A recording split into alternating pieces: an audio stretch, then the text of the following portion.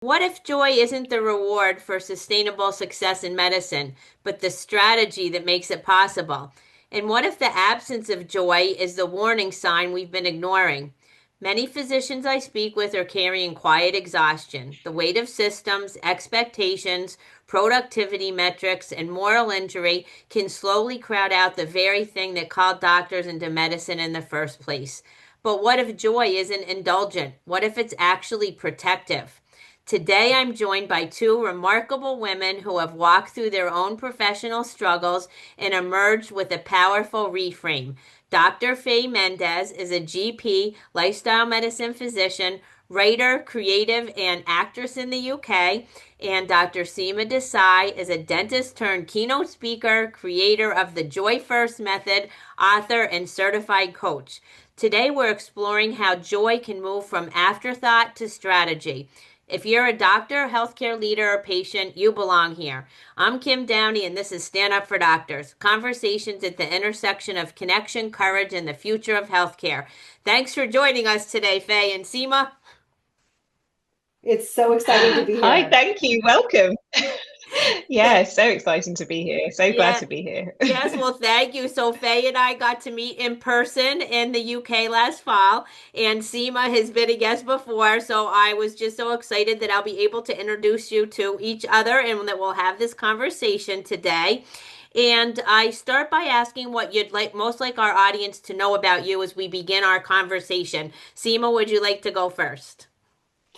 Um, First, to know about me, I think what has become increasingly evident is that we do the work for past versions of ourselves, and when I get up and I talk about joy and what that means for us in terms of seeing whether it's within the course of a patient interaction or how we show up for our kids before we send them off to school, or these are all lived experiences that I share, and I share them also with the reverence for the evidence that also supports that. So this is not fluff. This is not woo. This is not a luxury or a nicety. This is something that is critical, not just for physicians and for patients, but from my perspective, it's really globally something that's a must right now. Yes, and I have to say the word joy keeps popping up. In the past, I had on Beth Boynton, who's a nurse, with Dr. Chrissy Yott, who speaks to joy. And then recently, I had on Dr. Sarah Hollander and Kelly Holder, who's a PhD. And we did something about joy in medical education. And then we recorded a Kevin MD podcast and, wrote an article. And just yesterday, I shared an episode with a doctor in the UK and someone else in the UK, Owen and Prasanna, Dr. Prasanna Soria Kuran, and Owen Bonko.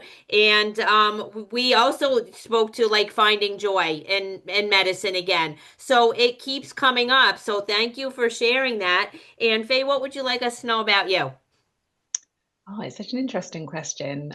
Something I think that I'm exploring at the moment in my own life, in my personal life, in work, is the concept of like surrendering, of like accepting where you're at and understanding that you don't know it all. And I think that as clinicians, often we are kind of taught in our training to be the font of all knowledge in some way. It's like almost like a professional expectation, and that can seep into other areas of our life. And when we talk about joy, what I actually instinctively think about is play.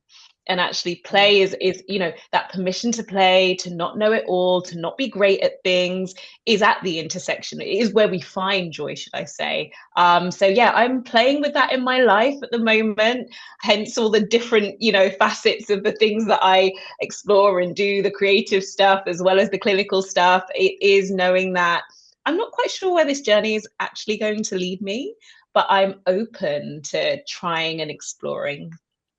I think that's so important to highlight, especially for the either the providers who are listening, because we're taught there's a very, very strict way of getting from point A to point B. Um, and often overly relies on logic and Mm. hedging all of the ways something can go quote unquote wrong. And then also for a patient, I would imagine that's listening that is coming up against a health crisis, that loss of control or not knowing what's around the corner can be very, I can't, I don't know what that's like, so I'm not going to pretend. But I think you speak to something really important here when you talk about the idea of surrendering, because there's so much beyond what we can see, and what joy allows us to do is be in communion and coexistence with that unknown without making that a problem. And then it opens Mm. up just so much for us when we do. So I love the way you said that, Faye. Thank you.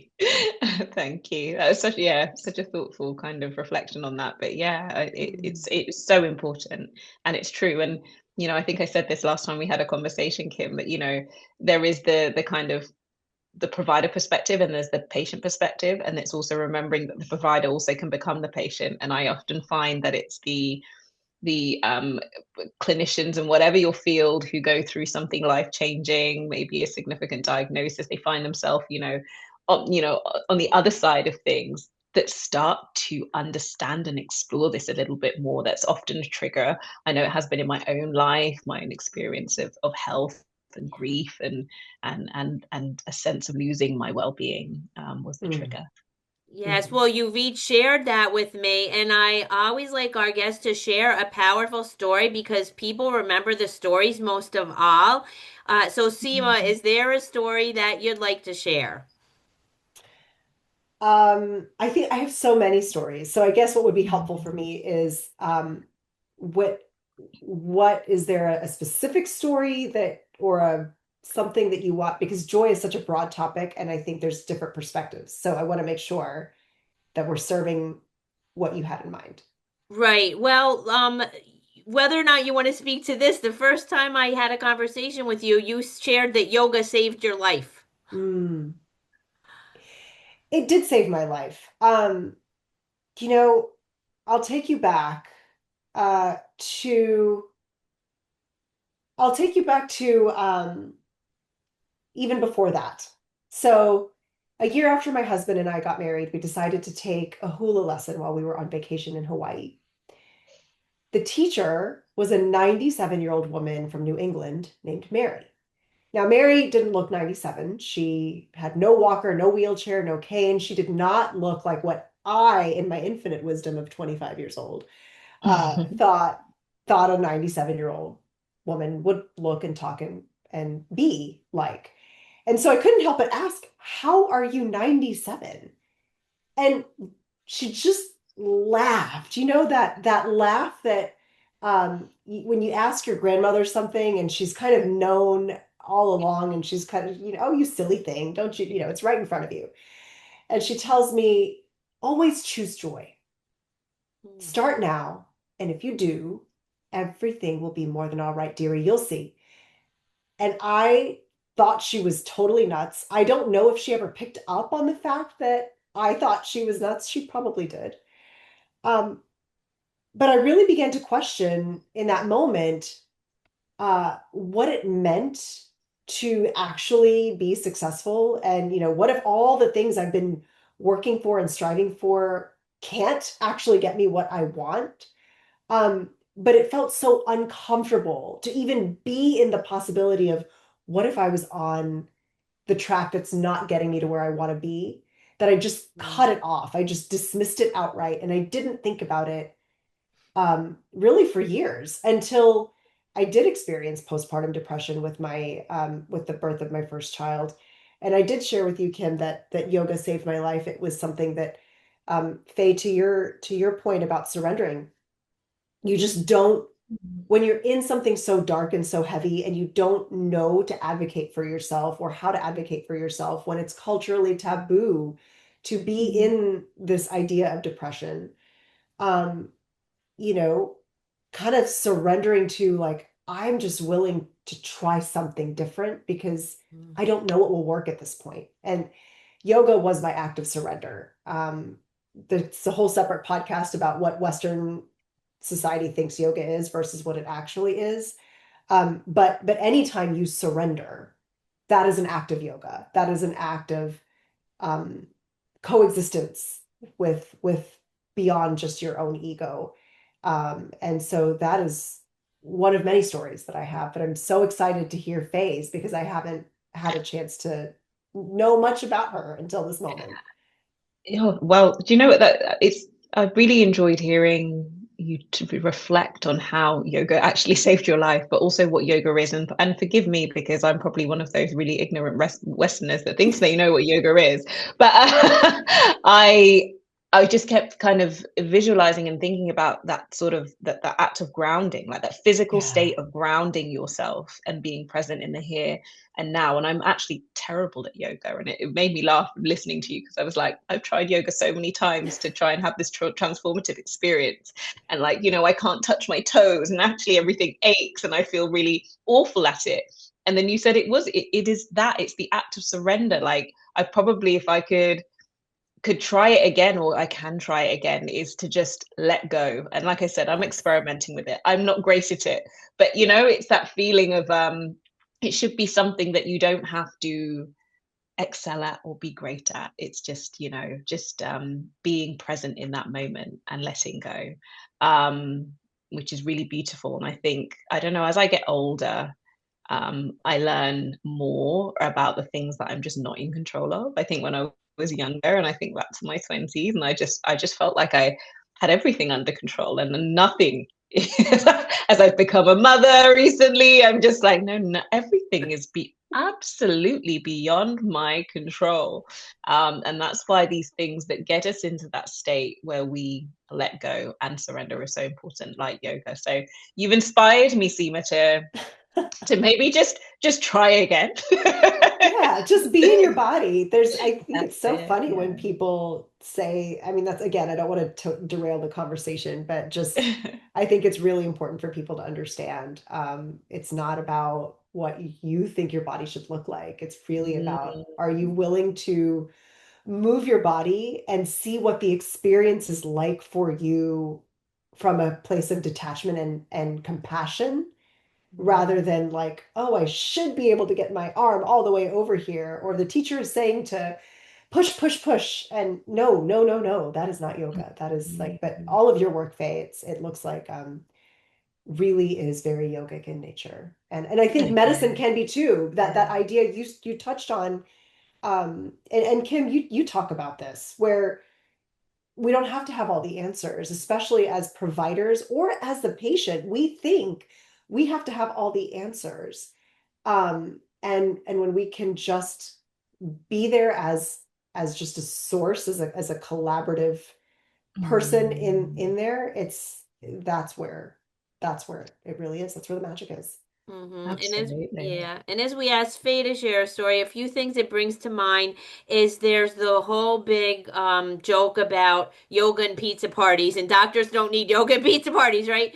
And of course, the system needs to change, and it's not about yoga and pizza parties, but not to discount yoga because Seema, without saying your name, so many times, like that stuck with me so much. And I say that there was a doctor once who told me, like, yoga saved her life. So sometimes the things you learn through do that and surrendering, the things that you're both talking about, it can make all the difference. So, in both what you're saying too is being open to ideas and possibility.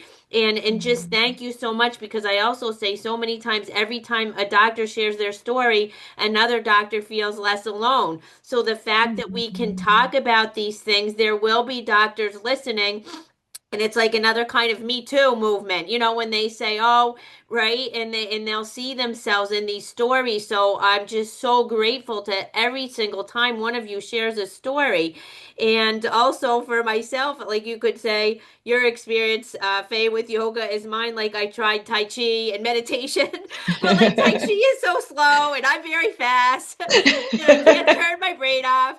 So it's like you might think like the way you think, oh, I'm bad at yoga. Like I think I'm no good at Tai Chi or meditation, but maybe that's precisely why we need it. Ah, dear. It is, I think that is exactly, that's precisely right. You know, we should run towards the things that are like the polar opposite of like our Yeah. personalities, because there's a lesson there, right? You Yeah. know, I was talking to my partner the other day about, we're quite serious in nature. Like he's in IT, I'm in medicine, and our daughter, she's almost 2. She is just such a prankster. She loves a laugh. She doesn't listen to anything. I mean, most toddlers don't, but we just keep saying, you know, I feel like we've been sent this really unserious, playful child because that's the lesson that we need in life. And I think it's sometimes a bit like that in the pursuits that we should run towards. To answer your question, Kim, stories. It's interesting. I was trying to think of something, but I think my mind went to, well, when was the last time you really felt joy, you know? Mm. And my partner and I, we took our almost 2-year-old away over Christmas and New Year back to the island that I grew up on. So I was born in the UK, but at the age of 5, I moved to a little island called Montserrat. In the Caribbean, and some people haven't heard of it because it is left off some maps. It's so tiny. It has a population of 5,000, and I hadn't been back for about more than 20 years. You know, it was a really special time and a special moment. And I got to spend time with a lot of people who taught me about joy. Like there was something about a simple way of living that made us feel this unimaginable sense of joy. And yes, you feel joy when you're on holiday, but we're both kind of working remotely, and we just got to observe that I feel like the community there, that they're not as in their head as we are here. You know, I feel like in Western societies we're constantly desperately trying to seek and claw after joy, but it was just such a natural thing. And I think, as you can imagine, with a population of 5,000, a lot of people have to work more than one job to kind of manage, but they just went about their daily life. Like life wasn't easy, but everything was with a smile on their face, and everything was slow. I mean, it's a Caribbean thing, but everything was slowed down. You know, I spoke to doctors while I was out there. I thought it would be nice to meet some of the medical community. And I remember somebody talking to me about, you know, in the UK, we have, as a GP, you have 10 minutes to see a patient. And, you know, and it puts so much pressure on you. And she said, I don't know how you cope with that. And I said, well, how much time do you have here? She said, oh, well, I mean, as much time as we need. And I know it's part of the system because, you know, they've got a smaller community, but um, medicine or any clinical specialty is not easy. Wherever you practice in the world, it will bring its challenges. Mm-hmm. But, you know, talking to the medical community there about their work, they just had so much pride and joy in their work. And I think it's because all of those additional barriers were kind of removed. You know, they talk about having a chat with them about their family. You know, everyone on the island is sort of slightly related, you know, a few removed because it's such a small community, you know, who their family are, how they came to be there, and just having this connection. So this is a roundabout way of me just talking about, you know, that power of slowing down and how it allows us to connect. And from that comes a lot of joy. And it just taught me a lot. I was like, you know, I do find joy in my work when I'm able to slow down, when I'm able to connect with others, when I'm able to connect with myself, you know, these instincts that come up when you interact with people, you know, your instinct is telling you something, you know, in that moment we communicate with more than just our words. And Absolutely. yeah, that's my story. Not a groundbreaking one, but yeah, yeah, it's been life-changing for us actually, and we're keen to get back out there and experience it again soon. Yeah. Oh I my really gosh. love that. That's such a beautiful story. And I know exactly what you're saying, even with physician-patient relationships, you know, because I've had all kinds of experiences. And when they do slow down, it doesn't even mean the visits are longer, but just stop, you know, look you in the eye or ask you like a personal question, or I'll ask them, you know, how are you doing? How's your family? Something like that. And that Yeah. slowing, it does, it makes all the difference. And I think it helps the interactions that bring joy for the doctor and the patient. So Mm. Thank you for sharing that. And so Seema's tagline includes joy isn't the reward for sustainable success, it's the strategy that makes it possible.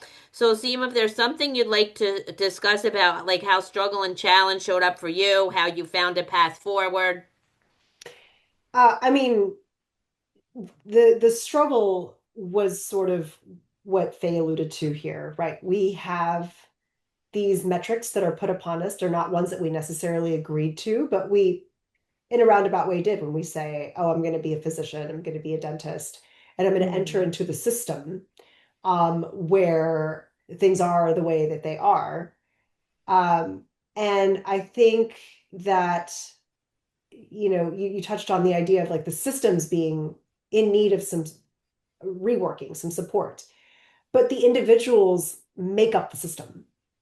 Mhm. And what I found is that I had tremendous power, even within the system, to dramatically affect each and every patient interaction to where not only was I more present, um, but to my own needs during a procedure, more present to my own needs during the procedure, as well as for the patient, in a way that then left me still having reserves to go home, really connect with my kids, be present for putting them, down at bedtime and things like that.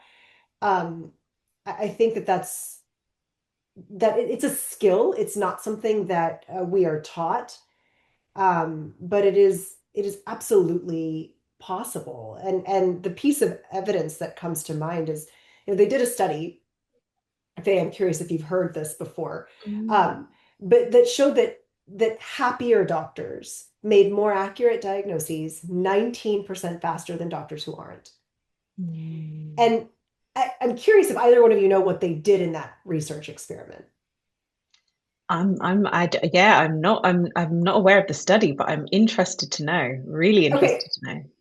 all they did was give these doctors a piece of candy. Oh, wow. They didn't even let them eat it. So there was no like change in blood sugar or, anything. Ah, interesting. But it's this act of Mm. showing appreciation that I Oh, feel really allowed these doctors to connect to just feeling seen, valued as a provider. And then, like when your brain is not in this fight, flight, or freeze, you're slowing down, you're able to think more critically because you're now using all of your brain and not just the lower parts of it. Of course, you're making better diagnoses. Of course, you're moving faster, right? So it's kind of ironic that, if you can just slow down to extend a moment of authentic connection to another human being, that can actually speed things up. absolutely. I mean, what you said about, we make up the system, I just think is such an important point to just really reflect on because we feel so powerless a lot of the time, don't Yeah, we? We feel yeah. like we cannot change anything, but actually we are the system. And I also agree with if you nurture the healers, then they will go on to heal others. I think it's crazy that we have people who are in the business of caring, but that can't care for themselves because the system doesn't allow that. And yeah, I would just like to echo that point that actually we make up the system so we can start to shift things. It feels, and this is why, podcasts like this are so important, Kim, because you always say, every time another doctor hears these stories, they don't feel Yeah. so alone. There's power in numbers, there's power in community. Something that I'm currently working on and building at the moment is a community over here in the UK called Beyond the Bleep, which is purely a space for clinicians to connect with each other and experience joy, to play, Mm. to have fun.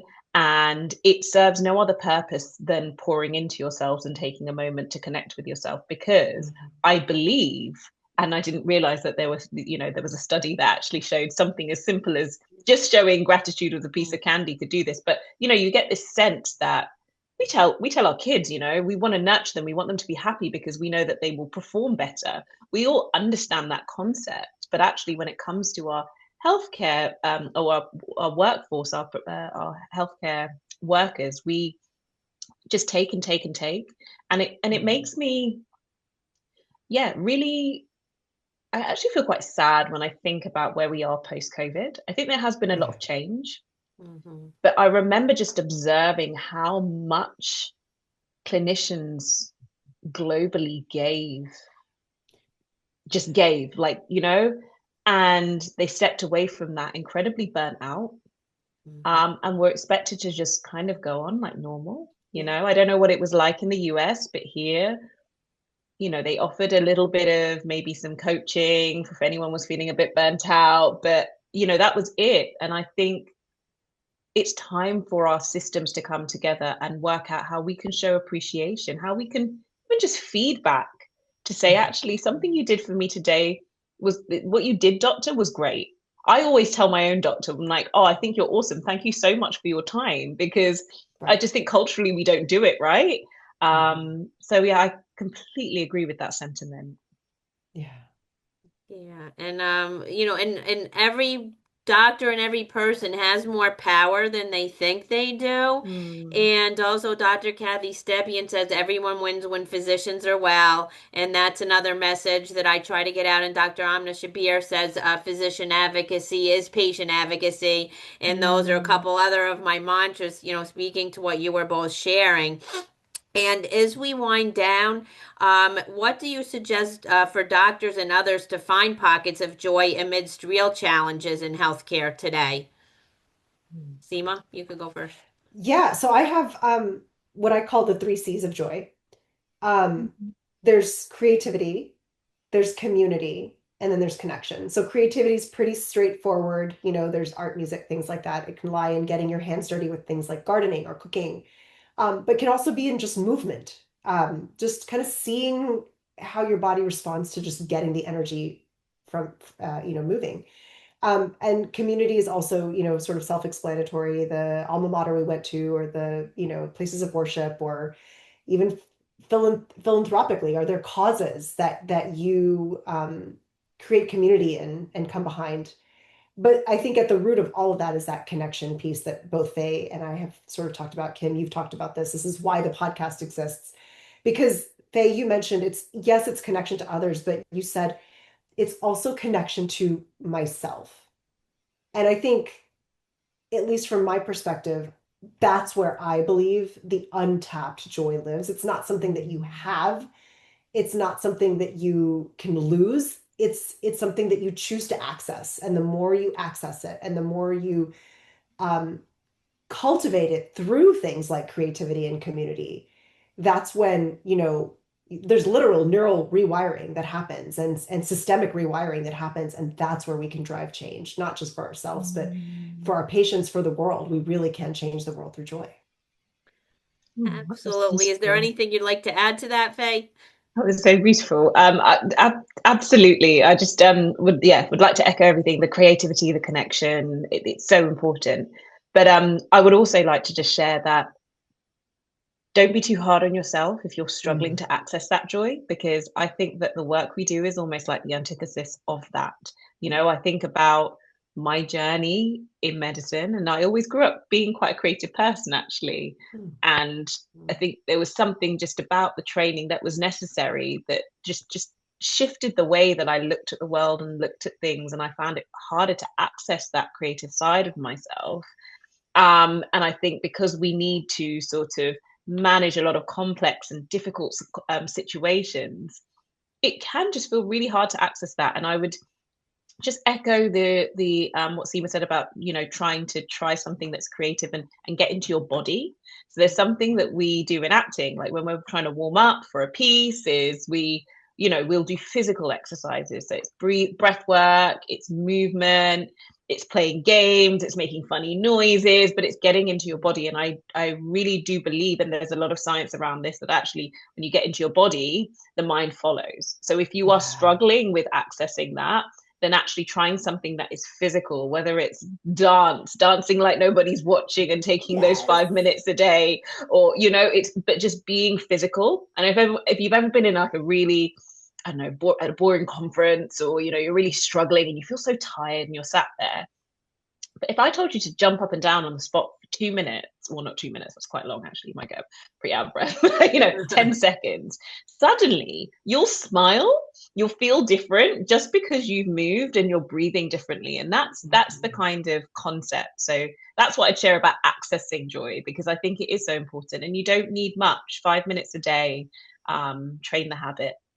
I think you said something really important there, Faye, because as doctors, we tend to go all the way, and what we think of as all the way is beyond, way beyond what actually is all the way. 5 minutes, that's all you need. And sometimes it's just like 30 seconds. It just, my husband he is a pediatric critical care physician, but they also do auxiliary, like ancillary services for anesthesia.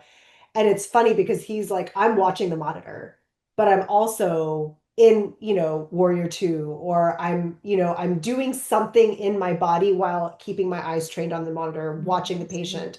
But just creating that movement, and there's this running joke about how he likes to do this while he's sedating. Um, but it's because it makes him a better doctor. It helps him have better conversations after, and really connect with the kids once he's bringing them out and stuff. And so I think, these are things we can do between patients. There are things that we can do before, as we're walking into the hospital, as we're leaving clinic, even before we walk into the door to see our families. Like, Faye, I loved what you said. Like, just throw on the music that you absolutely love and just go for it. Yeah. That image is not going to leave my mind now. Of like, obviously, I don't know what your husband looks like, but I just love the fact that he's a warrior too and watching the monitor. I just think that is wonderful. Yeah. Often we wouldn't give ourselves the permission to even do that, even though there is no one else around stopping us. Like, he's just Yeah. used his free will to do something that is actually, like you said, it's so important, and it's probably helping him focus more, and make better decisions. That's brilliant. I'm definitely going to share Yeah, I think I'm going to that. brag on him just a quick second more, because I think that as physicians, we tell ourselves we're not leaders, especially women. We tell ourselves we're not actually leaders. We're just the doctor, if that was ever even such a thing. But I think we as physicians, we are leaders as much as we are collaborators in the patient's healthcare journey. And when we show up for ourselves and other people, we allow other people to see us show up for ourselves. That's another powerful way where we change the system. Maybe we're inspiring somebody to take a walk at lunch instead of zone out to Netflix, or, you never know how that single act can shift someone else's perspective and what they do for the rest of the day. Yes. Well, That's so yeah, true. yes. Thank you. And thank you for sharing all these specific examples that really helps drive the message home. And thanks again for being my guest today, Seema and Faye. Oh, thank you. Thank you for having us. Thank you for the wonderful conversation. Yeah, it's a real privilege to be able to connect. You're great at bringing people together, Kim. Like, it's so lovely to have met you, Seema. I've learned so much even in this short time we've been together, and it's just wonderful to know that there's all these, you know, humans. I was going to say, clinicians, but humans out there doing this work, this really important work. So yeah, just thank you to you both, and thank you for the time. Thank you guys. This went so fast. It did. I know, Yeah, right? absolutely. Absolutely. So, if today's conversation resonated with you, you'll find more stories like this in our White Coats book series. And for those who feel called to go deeper, we'll be gathering this October in our inaugural physicians retreat and would be honored to have you join us. And that is topics and activities that bring you into your body. So, you guys were like a walking billboard. We're going to have art and music and movement and little meditation, like all of the things. It's going to be fantastic with talking about things that doctors really want to talk about. So I'm so looking forward to that, and links will be in the show notes, including how to reach out to our guests. And if you'd like to support this work through sponsorship, I'd love to connect. So, in closing, to move the needle in healthcare, we all need to raise our voices and we all need to care about each other. We already know that doctors need to care about patients. Patients need to care about doctors too. So stand up, doctors, and let's stand up for doctors.